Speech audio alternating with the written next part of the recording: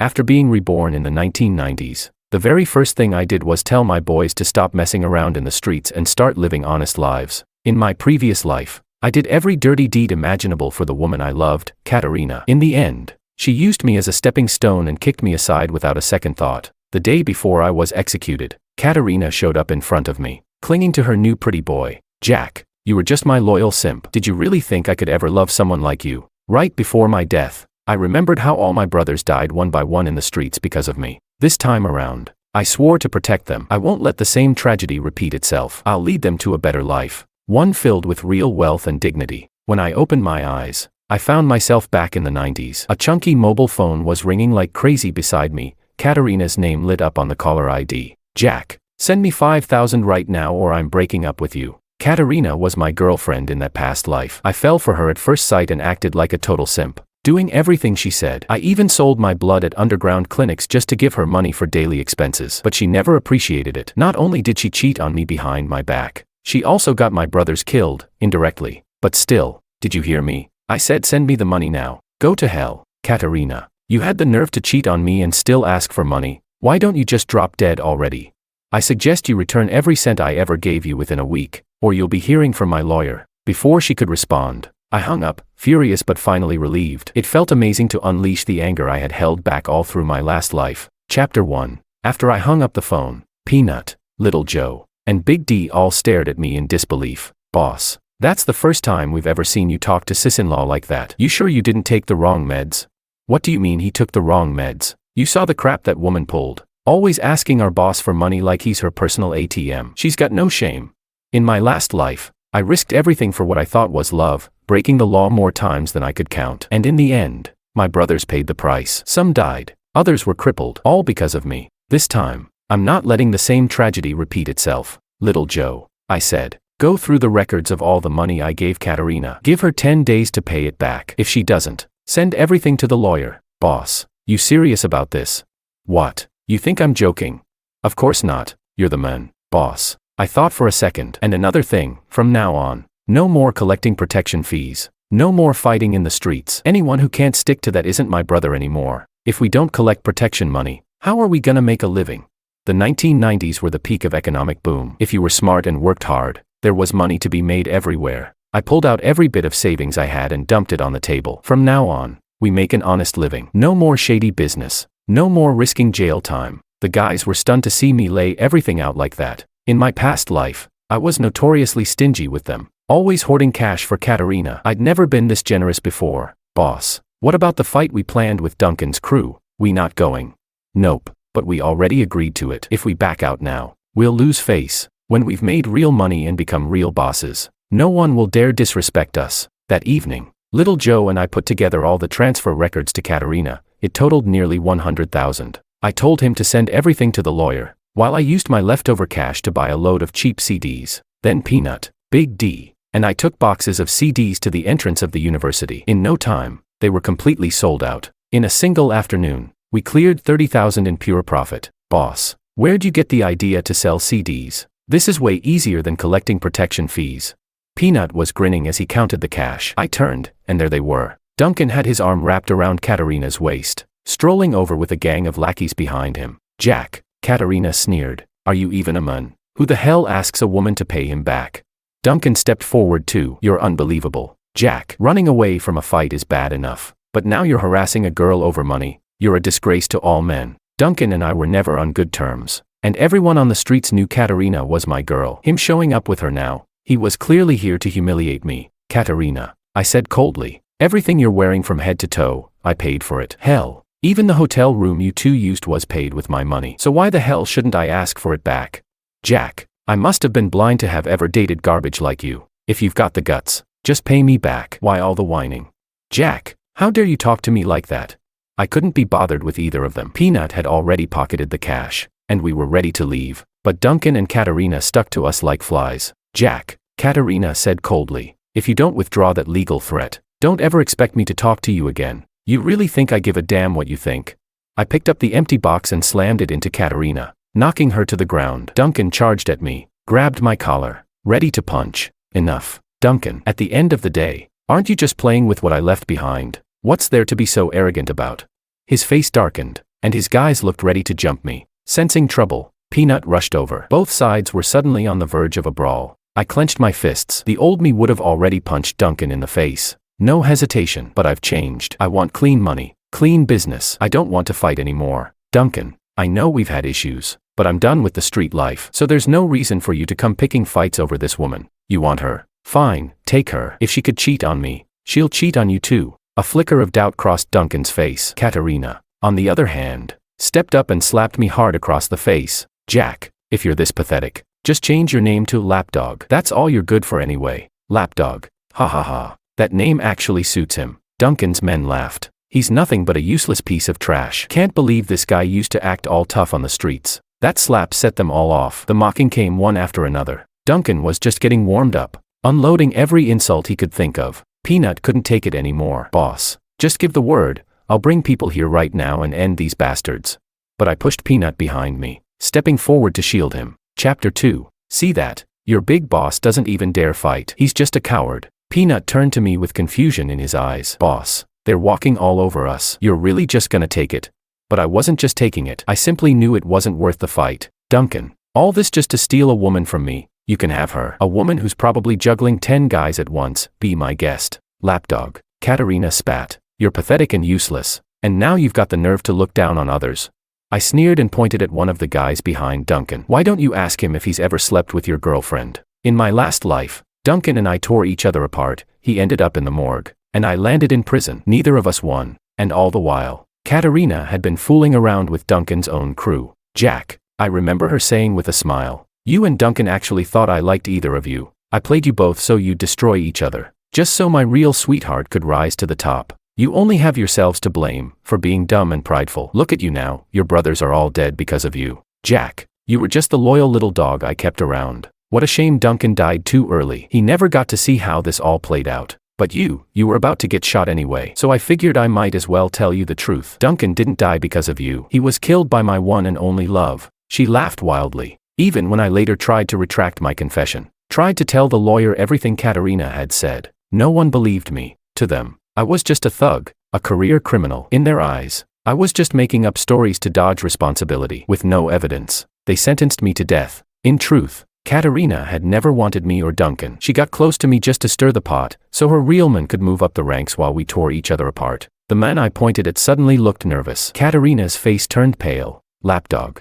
stop slinging baseless accusations. You're just pathetic and trying to drag others down with you. But her voice was shaking. Duncan, I said, I can admit I got cheated on. But you, not only did your girl cheat on you, she planned to take you down with your own men. You've been with them for years. Did you really never notice anything strange between the two?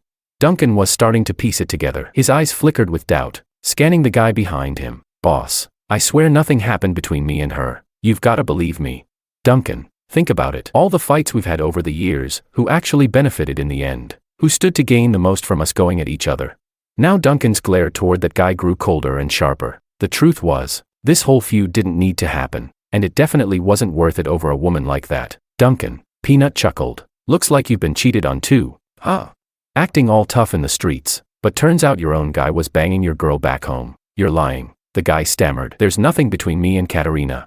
But in his panic, he blurted out her name. Tisk. Not even calling her sis-in-law anymore. Sounds pretty sus to me. Duncan's brow furrowed deeper. Katarina suddenly lunged at me with another slap, but I dodged it easily. Jack, stop playing dirty just because you can't win fair and square. I'm not scared of you. Oh yeah. I glanced at her belly, then looked Duncan straight in the eyes. Did you know she's pregnant? Katarina had been hiding it well. She was slim, and you couldn't tell at all unless you were really looking. If I hadn't seen her heavily pregnant when she visited me in my past life, I wouldn't have known either. If it's not mine, then it has to be yours. Bullshit. I always use protection. No way that's mine. Well, if it's not yours, then it's her side guys. Katarina turned ghost white, her whole body trembling. Duncan finally caught on and, without hesitation, kicked her square in the stomach. You filthy whore. You played me. The men behind him dropped to his knees, trembling. Boss, it wasn't my fault. She seduced me.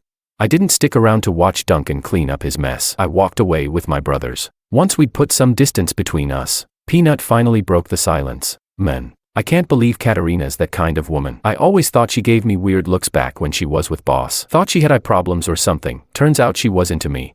Oh, knock it off. Little Joe smacked him on the head. If boss hadn't stepped in today, we'd be knee-deep in another turf war. Yeah, Big D agreed. Duncan's probably too busy cleaning up his own house now to bother with us. I wasn't listening anymore. I quietly stepped aside. Big D walked up and placed a hand on my shoulder. Boss, you really are different now. Chapter 3. What's different about you today? Just feels different, you know. Yeah, boss was unusually calm today. Flexible, composed, not like your usual self. I gave a half smile and patted Big D on the shoulder. Big D, what are your plans from here on out? What plans? Before he could answer, Peanut jumped in front of us. Boss, you talk like we're breaking up the crew or something. That's not what I mean. It's just, this street life isn't sustainable. We settled things with Duncan today, but what about tomorrow? There'll always be new problems. We can't count on luck forever. Boss, say the word, no matter what. I'm with you. In our past life, the reason we got into street stuff was simple, fast money. Big D and Little Joe both came from rough backgrounds. Big D lost both his parents young and lived with his grandma. He didn't go to school much and had no choice but to survive in the streets. Little Joe's story wasn't much better. His dad was a gambling addict who blew all their money and kicked him and his mom out. They had no way to survive but to hustle. Peanut had it slightly better. His family was decent, but after his parents had a second kid, they basically stopped caring about him. So he ran away and never looked back. I couldn't let my brothers keep risking their lives, licking blood off the edge of a knife. We needed another way. I've been thinking, if we don't do illegal stuff, what can we do? Boss, sounds like you've turned over a new leaf. But doesn't Little Joe's grandma still need surgery? If we don't hustle, how do we pay for that? If there's a will, there's a way. We'll find a way to make money. It's fine. I trust you, boss. Moments like that really hit me. No matter what, when I needed them most, they were always by my side. It was the 90s, China's economy was taking off. The world was wide open. Even civil servants were quitting their jobs to start businesses. We scraped together our savings to go after our first bucket of gold. Using what I remembered from my past life, I used all our capital to buy second-hand computer parts. We found someone to help us assemble full PCs. Back then, a finished computer sold for over $2,000, but all the parts together only cost a few hundred. The profit margin was insane. Within a month, everything we built had sold. Our capital more than quadrupled. We'd never seen that much money in our lives. Everyone was over the moon. I split the profits evenly. Each brother ended up with at least $100,000. But Little Joe didn't take his share. Instead, he placed the cash back on the table. Boss, what's next? I'm with you. Turns out, making money is like smoking. Addictive. Big D took just enough for his grandma's surgery and put the rest on the table. I trust you, bro. Peanut grinned and nodded. I'll follow you guys. I looked at the pile of cash and shared my idea. I want to set up a booth in the electronics mall. We'll sell computer accessories. This past month, I truly felt the tide of the times pushing people forward. In my last life, I could have seized this opportunity, but I wasted it. Threw away the best years of my youth. I'm in. I was thinking the same thing, Peanut said, bouncing in excitement. He'd clearly developed a serious interest in computer assembly and networking. Peanut, once the store opens, you're the manager. Got it, boss. You can count on me. I'll run it like a champ. We didn't hesitate. The four of us decided to launch our own tech company. I registered the business under my name, but all three of them were shareholders. Little Joe and Big D searched for a good location. I focused on supply chains, and I enrolled Peanut in night school to study computer assembly and programming. And guess what? Once people leave traditional school, they actually take learning seriously. In just 2 weeks, Peanut had become the top student in his class. Once our store opened, the three of them worked shifts running the place. For the first time, we had a real base of operations. One afternoon, during lunch, Big D brought up Duncan. Boss, you hear the news? Duncan got arrested. Huh? I'd been so busy I hadn't heard any street gossip. Don't get mad when you hear this. Just say it already. Don't beat around the bush. Katarina and that pretty boy of hers. Turns out they were really a thing. Not only that, they stole money from the gang. Duncan snapped. Beat the guy half to death. And the cops locked him up. Not sure how long he'll be in. Damn. I sighed. You walk by the river long enough, your shoes will get wet. If I hadn't held back and taken revenge that day, maybe I'd be in the same spot now. Duncan got locked up. Peanut practically yelled. Can you not be so loud? No wonder his crew's been so quiet lately. Their boss is behind bars. Peanut suddenly looked thoughtful. Hey, what if we had fought them that day? Would we be in jail too? Big D and Little Joe both quietly set down their bowls and stared at me. Why are you all staring at me like that? Boss. Sometimes I feel like you came back from the future, like you just know everything that's gonna happen. Oh, knock it off. Just eat. From now on, we're only doing honest business. The three of them nodded, this time more firmly than ever. Our business turned out even more profitable than I expected. Soon, we had a large pool of working capital. I used that money, along with my past life memories, to quietly buy stock in a few internet companies I knew would explode in the future, trying to fast-track all of us toward real wealth. What I didn't expect was that word about my new fortune would reach Katarina. She stormed into our store with a whole group of thugs behind her. "Jack, what kind of men are you? When things go south, you just turtle up and hide." The goons behind her were built like mountains. Chapter 4. I was the only one left watching the store. Everyone else had gone out to help install computers. "Katarina, we're done. We've been done for a long time. How do you even have the nerve to show your face here?" "Jack, if it weren't for you, do you think I'd be living like this? I'm telling you right now, you owe me 10 million for emotional damages. If you don't pay up, I'll have them wreck your shop." Katarina glared at me, her belly visibly pregnant. A guy beside her stepped forward. "Kid, I heard you were dating my sister. Well, now she's pregnant, and that baby's yours. Don't you think it's time you coughed up some cash?" I finally understood. Katarina had rounded up another gang of street punks to pull a cheap extortion trick, using that belly of hers as leverage. I sneered. "Wow, you really went all out. Can't find anyone to take responsibility for that baby, so now you're trying to pin it on me."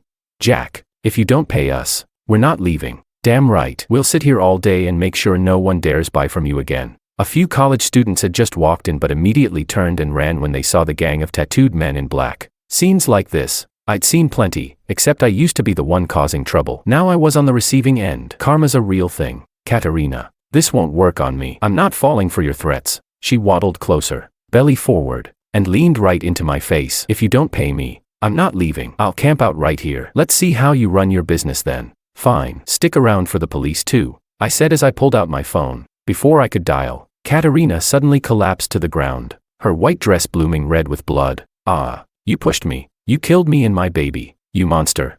The thugs behind her rushed over, one grabbing me by the throat. "You're sick, man. You really pushed a pregnant woman." I knew it was all a setup, but there was no point arguing. This was her crew. No one here would believe me. The big guy crouched beside Katarina, then stood up, face grim. "Too late. The baby's gone. And unless you want to suffer the same fate, you'd better pay up." Most people would have pissed themselves right then, but I wasn't most people. She did that to herself. Fell on purpose. "I'm not buying this crap." Another man hoisted me into the air by my collar. "Don't pay, and we'll make sure you pay with your life for that kid.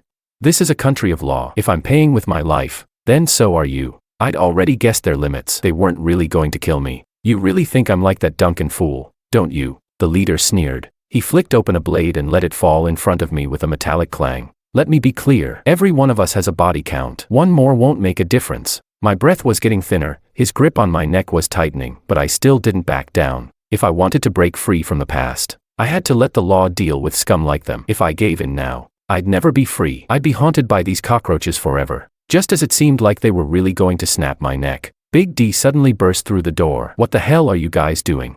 The gang turned toward him. "Mind your own business, unless you want to join him." But Big D didn't hesitate. He launched a flying kick straight into the guy choking me. The men grunted in pain and dropped me to the ground. Big D rushed over and dragged me aside. "Didn't expect to find this many people trying to die today." The gang didn't seem interested in Katarina anymore, even though she was still bleeding out on the floor. "Aren't you her brothers? Don't you care if she lives or dies?" I asked. "Man, who gives a damn about a woman like her? Only reason we brought her was to use that belly to get a payday. We don't even want to look at her." They kicked over the display shelves. Products crashed to the floor. Luckily, that's when the police arrived and took them all into custody. Security guards at the electronics mall might not be fighters, but they can call the cops. I, Big D, and the gangsters were all taken to the police station. Katarina was sent to the hospital. It was clear they had coordinated their stories, claiming they were just there to seek justice for Katarina. When Katarina woke up in the hospital and learned she'd lost the baby, she pinned everything on me, saying I pushed her and caused the miscarriage. The gangsters said they only threatened me to scare me, not to actually hurt me. So at most,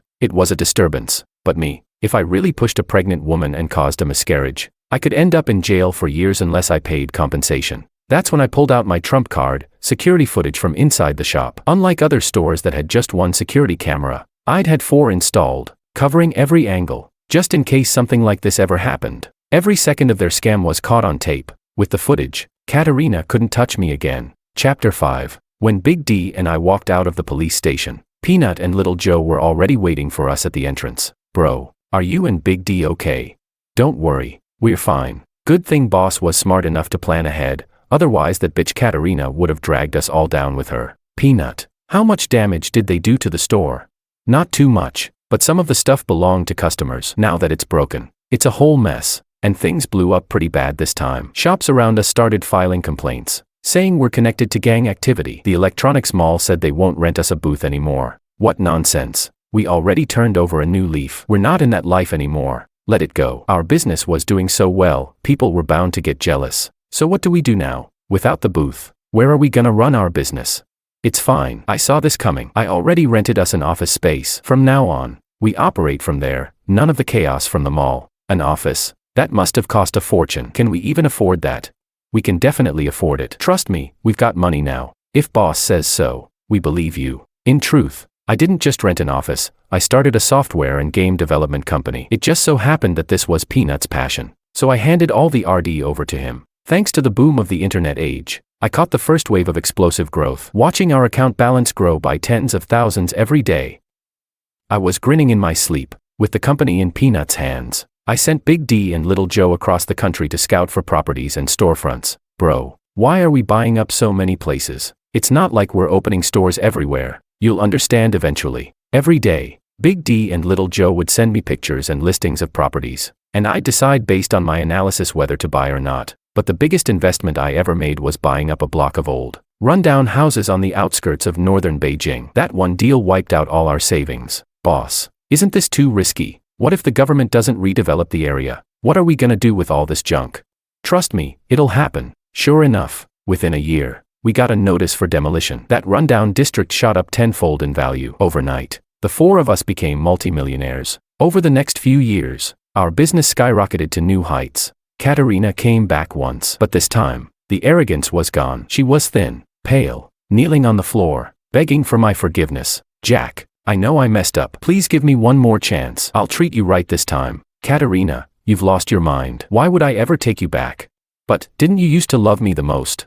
Yeah, in a past life, I called security and had her thrown out. I made it clear she was never allowed into the building again. With no money and nowhere to go, Katarina started working petty scams again, running fake seduction stings with a few lowlifes. But she picked the wrong target this time, a serial killer. He murdered her and the entire scam crew. By the time New Year rolled around, we finally had a break. I gave everyone a long holiday. Big D bought plane tickets and took his grandma overseas for medical treatment. Little Joe bought a big house for his mom. His deadbeat dad tried to come crawling back once he heard Joe had money, but Joe kicked him out without a second thought. Peanut was living his best life. He finally got to strut back home and show off all his success to the parents who had ignored him for so long. As for me, I was an orphan. After middle school, I'd stepped into the streets. No one raised me. No one taught me right from wrong. That's how I ended up on the wrong path in my past life. I thought I'd spend this new year alone, but to my surprise, Big D flew back from overseas. Little Joe and Peanut showed up too. All of them gathered at my place to spend the holiday with me. Boss, none of this would have been possible without you. Yeah, if you hadn't led the way, we'd still be nothing but street punks. For real, you helped us flip fate on its head. I looked at the brothers in front of me, and thought of everything that had happened in my last life. This time, I didn't let them down.